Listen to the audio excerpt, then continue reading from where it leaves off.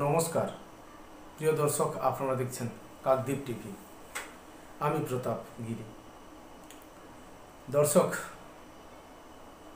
অবশ্যই যে ডাকটি আসার কথা ছিল সেটা অবশেষে এলো জননেত্রী শেখ হাসিনার পক্ষ থেকে। আপনারা কি ডাক দিলেন তা নিজের মুখ থেকে শুনুন। তিনি অডিও ক্লিপে পাঠিয়েছেন, দেখুন। প্রতি এলাকা ভিত্তিক সব জায়গায় মানববন্ধন এবং মিছিল মিটিং যে যা পারো করতে হবে। আর যদি রাস্তা নামতে না দেয় তাহলে হরতাল ডেকে দেবা। যার যার এলাকায় যেখানে যেখানে সুবিধা হবে এই হরতাল ডিক্লারেশন দিয়ে দেবা। দরকার 18 তারিখে হরতাল দেবা। ঠিক আছে, এটা আমি বলে দিচ্ছি। আমাদের এর কাছে ওর কাছে ফোন করে তোমাদের জানতে হবে না। যেটা আমি বলছি সেটা মনোযোগ দিয়ে শুনবা এবং এইভাবে সবাইকে বল। হ্যাঁ দর্শক, কি দেখলেন, কি শুনলেন? বাংলাদেশের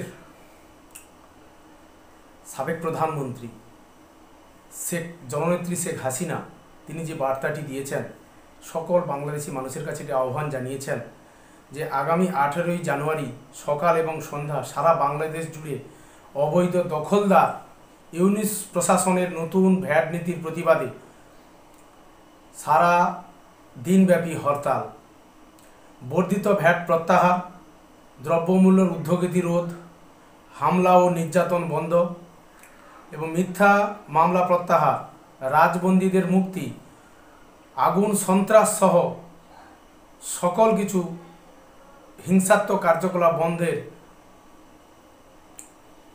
আহ্বানে বা এই সকল হিংসাত্মক কাজের প্রতিবাদে এবং অবৈধ ব্যর্থ ইউনিসের পদত্যাগ চেয়ে উক্ত হরতালের পালনের জন্য সর্বসাধারণকে অনুরোধ জানাচ্ছেন। কে জানাচ্ছেন? জননেত্রী শেখ হাসিনা। এখন প্রথমেই যখন 5ই আগস্টের পরে একটা রব উঠেছিল, ইউনিস গভর্নমেন্ট তত্ত্বাবধায়ক সরকার অনেক ভালো আশা জাগিয়েছিল, অনেক ভালো কাজ করবে, অনেক কিছু করবে, কিন্তু কোথায় কি করতে পারলেন? জনগণের একটি সমস্যাও সুরাহা করার পরিবর্তে জনগণের উপর আর্থিক করের বোঝা চাপিয়ে দিয়েছে এই সরকার। প্রত্যেকটা জিনিসের উপর ভ্যাট বর্ধিত কর চাপিয়ে দিয়েছে। অর্থনৈতিক সংকুলনের কারণে অর্থনৈতিক যে সংকট তাকে রোখার জন্য সমস্ত ভ্যাট চাপিয়ে দিয়েছে। সংখ্যালঘু সম্প্রদায় এবং সেখানে হিন্দু, খ্রিস্ট, বৌদ্ধ, জৈন, তৎসঙ্গে আওয়ামী লীগের নেতাকর্মীদের বিরুদ্ধে এক রাস নির্যাতন, বাড়িতে অগ্নিসংযোগ, ব্যবসায়িক প্রতিষ্ঠানে অগ্নিসংযোগ, প্রত্যেকটা কিছুর মাধ্যমে যেভাবে বাংলাদেশে এক অস্থিরতা তৈরি হয়েছে তার প্রতিবাদে যে প্রত্যাশিত ডাক আসার কথা ছিল, অবশেষে ডাক এসে পৌঁছেছে বাংলাদেশের দেশি মানুষের কাছে, বাংলাদেশের জনগণের কাছে, যে আপনারা আর মুখ বন্ধ করে থাকবেন না, আপনাদেরকে জাগতে হবে 71-এর মুক্তিযুদ্ধের মতো। অনুরূপভাবে আপনাদেরকে জাগতে হবে, না হলে এই বাংলাদেশকে আর রক্ষা করা যাবে না। এই রাজাকার, এই স্বৈরাচারী শাসনের হাত থেকে বাংলাদেশকে মুক্ত করতে গেলে আরও একবার লড়াই করতে হবে আপনাদের। সেই লড়াইয়ের ডাক দিয়েছেন জননেত্রী শেখ হাসিনা। যেভাবে তিনি ডাক দিয়েছেন তা অতীব প্রশংসার যোগ্য। ভারতবর্ষ থেকে তিনি আহ্বান জানিয়েছেন সকল বাংলাদেশি নাগরিকের কাছে, আপনারা এই হরতালে সামিল হন, এই ইউনিস সরকারের সমস্ত জনবিরোধীর প্রতিবাদে আপনারা সামিল হন, সেভাবে আপনারা জাগরিত হন। না হলে দেয়ালে আপনাদের পিঠ ঠেকে গেছে। আপনারা যদি এভাবে মুখ বুজে থাকেন তবে কিন্তু আপনাদেরকে চেপে ধরা হবে, আপনাদের জাগরিত হতে হবে, আপনাদের প্রতিবাদে সামিল হতে হবে। না হলে দেয়ালে পিঠ ঠেকে গিয়ে আপনাদের পেছনের কোনো জায়গা থাকবে না। তাই আগামী দিনে বাংলাদেশে অনেক কিছু পরিবর্তন আসতে চলেছে, অনেক কিছু দেখার বাকি রয়েছে।